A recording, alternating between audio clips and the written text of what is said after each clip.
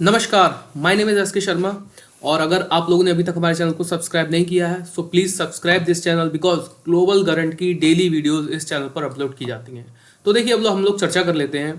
Recently Gaza के अंदर cease fire हुआ है इसराइल और हमास के बीच। ये जो वॉर था, लगभग 471 दिन इस वॉर को कंप्लीट हो गए हैं। अब जाकर सीज फायर हुआ है गाज़ा और इसराइल के बीच। तो रिसेंटली कुछ न्यूज़ बहुत ज़्यादा चर्चा में है। देखिए हुआ क्या है, recently 3 Israeli women return after 47 days. ठीक है, अब देखिए 471 दिन बाद ये मतलब हमास है उसके द्वारा इसराइल के सिर्फ 3 नागरिकों को छोड़ा गया है। ठीक है, जबकि इसके बदले में मतलब मैंने यहाँ लिखा भी मेंशन किया है 3 इजरायली इक्वल टू 90 पैलेस्टीनियन। ठीक है, अब इस पर हम लोग चर्चा कर लेते हैं कि देखिए इतने इंपॉर्टेंस इसराइल अपने नागरिकों को इतनी इंपॉर्टेंस क्यों देता है। ठीक है, इस पर हम लोग चर्चा करेंगे और जानेंगे इसकी पृष्ठभूमि को।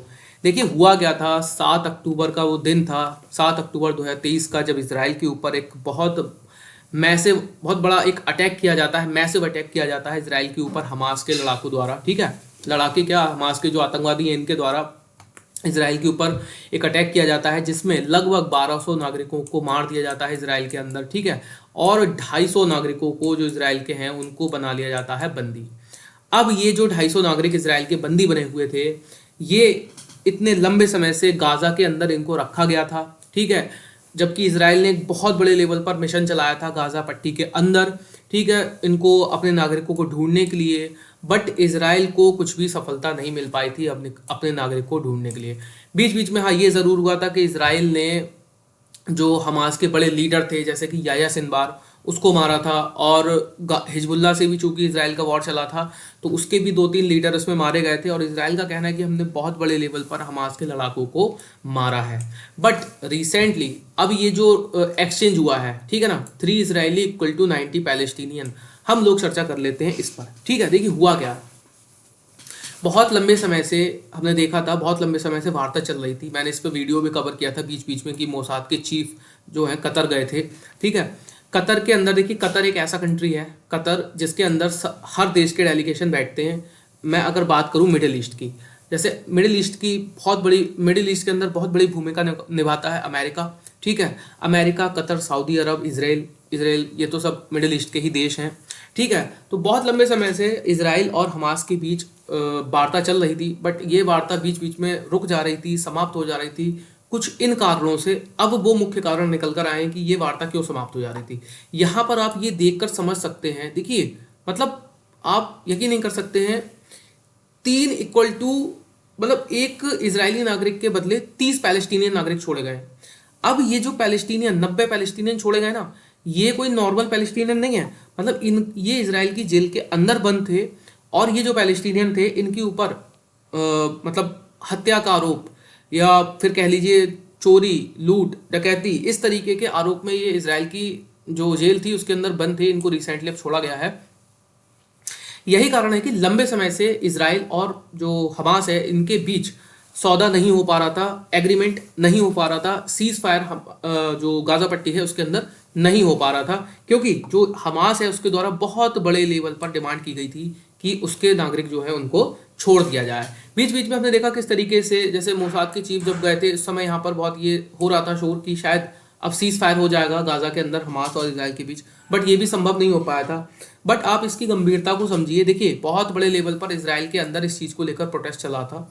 ठीक है, कि मैसिव प्रोटेस्ट मैं इसको कहूँगा कि देखिए कितने बड़े लेवल पर पब्लिक सड़कों पर उतर रही थी अपने ही नेता के अगेंस्ट, ये जो बेंजामिन नेतन्याहू हैं इसराइल के प्रधानमंत्री, इनके ही अगेंस्ट। और बीच बीच में ऐसी भी स्थितियां बनी थी कि इन्हें अपने जो रक्षा मंत्री हैं योआव गैलेंट, जो उस समय के रक्षा मंत्री थे बेंजामिन नेतन्याहू की सरकार के, उनको हटा देना पड़ा, क्योंकि बेंजामिन नेतन्याहू पक्ष में थे कि इसराइल हमास के साथ बंधक समझौता कर ले। बल्कि जो बेंजामिन नेतन्याहू हैं ये बिल्कुल भी इस चीज़ के पक्ष में नहीं थे।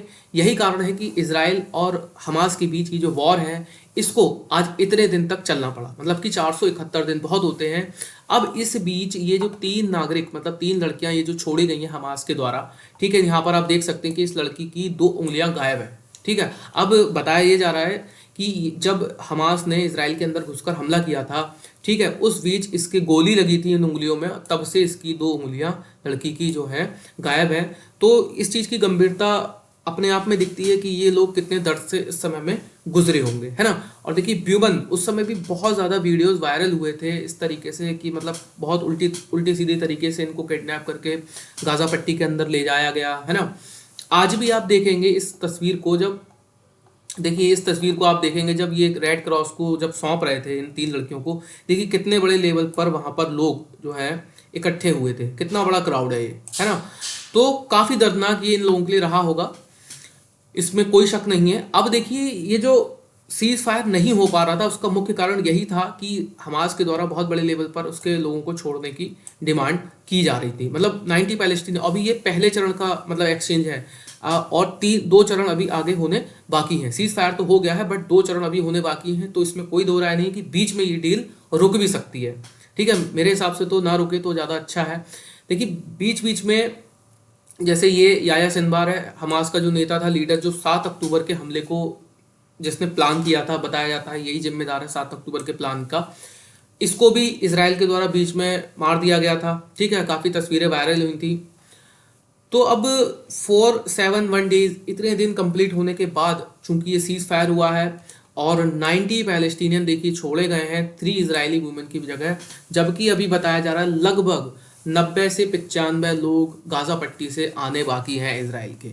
और कितनी बड़े डील ये होने वाली है इसको देखना होगा। बहुत बड़े लेवल पर जो पैलेस्टीनियन बंदी हैं उनको छोड़ा जाना बाकी है। देखिए हमास ने बहुत प्लानिंग से मतलब इस डील को किया है जिससे कि हमास वहाँ पर जो इस गाजा पट्टी के अंदर लोग हैं उनके बीच भी अपनी हमदर्दी जता सके। यही कारण है कि इतनी बड़ी डील ये हुई है। देखिए बेंजामिन नेतन्याहू बिल्कुल भी पक्ष में नहीं थे, क्योंकि जो याया सिनवार है, जो 7 अक्टूबर के हमले का जिम्मेदार बताया जाता है, ये भी किसी ऐसी डील में ही छोड़ा गया था 90s में। ठीक है ना। तो यही कारण है कि देखिए आतंकवादियों की ये हमेशा से रहा है कि सिविलियंस को ये लोग बंदी बनाते हैं, फिर उसके बाद वहाँ की गवर्नमेंट से डील करते हैं। और इस चीज़ से बिल्कुल भी जो बेंजामिन नेतन्याहू की गवर्नमेंट के जो मंत्री हैं वो खुश नहीं, क्योंकि हमने देखा हाल फिलहाल में इनके 3 मंत्रियों ने इस्तीफा दिया है। इस पर भी मैं वीडियो बनाऊंगा, आगे कवर करूंगा। तो आज की वीडियो में इतना ही था, देखते हैं आगे क्या होता है। तो मिलते हैं नेक्स्ट वीडियो में।